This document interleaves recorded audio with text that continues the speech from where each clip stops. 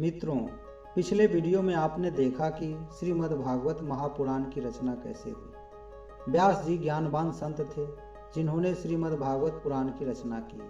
फिर भी उन्होंने अपने पुत्र सुखदेव को ज्ञान प्राप्त और भ्रम दूर करने के लिए राजा जनक के पास भेजा। नारद जी की प्रेरणा से वेद व्यास जी ने श्रीमद् भागवत ग्रंथ लिखा है। श्रीमद् भागवत में 335 अध्याय है। यह व्यास जी द्वारा 18 पुराणों में से रचित बहुत श्रेष्ठ पुराण है। श्रीमद् भागवत कथा में 18,000 श्लोक, 335 अध्याय और 12 स्कंद है। अब हम इस वीडियो में श्रीमद् भागवत महापुराण के सभी 12 स्कंद की संक्षेप में चर्चा करेंगे।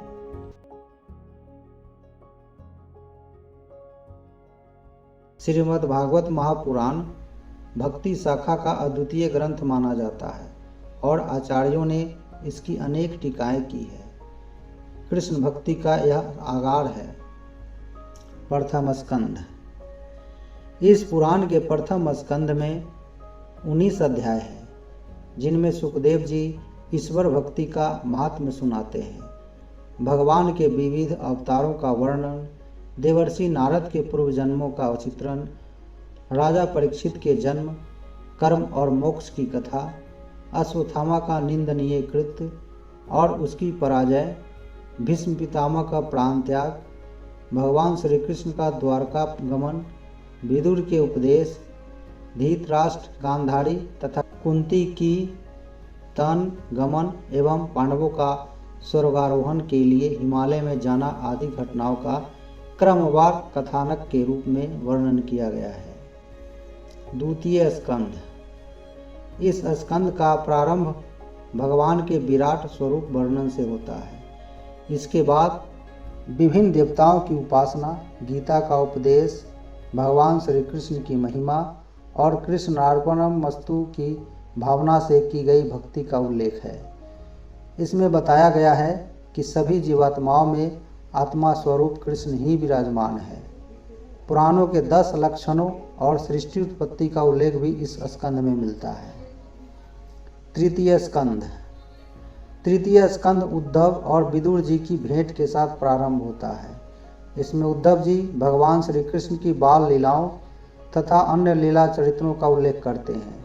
इसके अलावा विदुर और मैत्रेय ऋषि की भेंट, सृष्टि क्रम का उल्लेख, ब्रह्मा की उत्पत्ति, काल विभाजन का वर्णन, सृष्टि विस्तार का वर्णन, वाराह अवतार की कथा, दीति के आग्रह पर ऋषि कश्यप द्वारा असमय दीति से सहवास एवं 2 अमंगलकारी राक्षस पुत्रों के जन्म का शाप देना, जय विजय का सनत कुमार द्वारा शापित होकर विष्णु लोक से गिरना और दीति के गर्भ से हिरण्याक्ष एवं हिरण्यकशिपु के रूप में जन्म लेना, प्रहलाद की भक्ति, वाराह अवतार द्वारा हिरण्याक्ष और नृसिंह अवतार द्वारा हिरण्यकशिपु का वध, कर्दम देवभूति का विवाह, सांख्य शास्त्र का उपदेश तथा कपिल मुनि के रूप में भगवान का अवतार आदि का वर्णन इस स्कंद में किया गया है।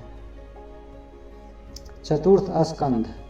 इस स्कंद की प्रसिद्धि पुरंजनोपाख्यान के कारण बहुत अधिक है। इसमें पुरंजन नामक राजा और भारत खंड की एक सुंदरी का रूपक दिया गया है। इस कथा में पुरंजन भोग विलास की इच्छा से 9 द्वार वाली नगरी में प्रवेश करता है। रूपक को स्पष्ट करते हुए नारद जी कहते हैं, पुरंजन देहधारी जीव है और 9 द्वार वाला नगर यह मानव देह है। 9 द्वार, 2 आँखें, 2 कान, 2 नासिका छिद्र, 1 मुख, 1 गुदा, 1 लिंग। अविद्या तथा अज्ञान की माया रूपी वह सुंदरी है। उसके दास सेवक 10 इंद्रियां हैं। इस नगर की रक्षा पंचमुखी सर्प करते हैं। 11 सेनापति, पाप और पुण्य के 2 पहिए, 3 गुणों वाले रथ की ध्वजा, त्वचा आदि 7 धातुओं का आवरण तथा इंद्रियों द्वारा भोग विशिकार का प्रतीक है। काल की प्रबल गति एवं वेग की शत्रु गंधर्व चांडवेग है। उसके 360 गंधर्व सैनिक वर्ष के 360 दिन एवं रात्रि है, जो शनय शनय आयु का हरण करते हैं। 5 प्राण वाला मनुष्य रात दिन उनसे युद्ध करता रहता है और हारता रहता है। काल भयग्रस्त जीव को ज्वर अथवा व्याधि से नष्ट कर देता है। इस रूपक का भाव यही है कि मनुष्य अपने इंद्रियों के उस उपभोग से निरंतर भोग विलास में पड़कर अपने शरीर का क्षय करता रहता है। वृद्धावस्था आने पर शक्ति क्षीण होकर अनेक रोगों से ग्रस्त एवं नष्ट हो जाता है। परिजन उसके पार्थिव शरीर को आग की भेंट चढ़ा देते हैं। पंचम स्कंध। पंचम स्कंध में प्रियव्रत, अग्निध्र, राजा नाभि, ऋषभदेव तथा भरत आदि राजाओं के चरित्रों का वर्णन है। भरत का मृग मोह में मृग योनि में जन्म, फिर गंडक नदी के प्रताप से ब्राह्मण कुल में जन्म तथा सिंधु सौवीर नरेश से आध्यात्मिक संवाद आदि का उल्लेख है। इसके पश्चात पुरंजनोपाख्यान की भांति रूपक द्वारा प्राणियों के संसार रूपी मार्ग का सुंदर वर्णन किया गया है। इसके बाद भरत वंश तथा भुवन कोश का वर्णन है। तदुपरांत गंगावतरण की कथा, भारत का भौगोलिक वर्णन तथा भगवान विष्णु का स्मरण शिशु कुमार नामक ज्योतिष चक्र द्वारा करने की विधि बताई गई है। अंत में विभिन्न प्रकार के नरकों का वर्णन यहाँ किया गया है।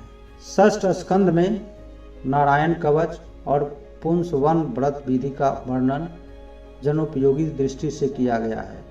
पुंसवन व्रत करने से पुत्र की प्राप्ति होती है। व्याधियों, रोगों तथा ग्रहों के दुष्प्रभावों से मनुष्य की रक्षा होती है।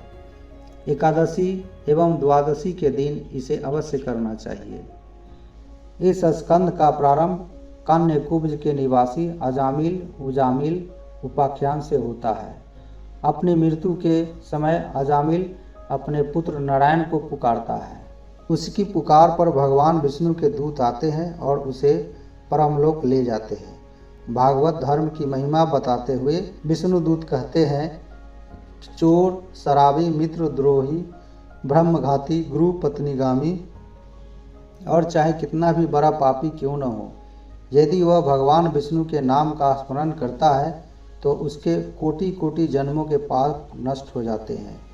किंतु इस कथा में अतिशयोक्ति दिखाई देती है।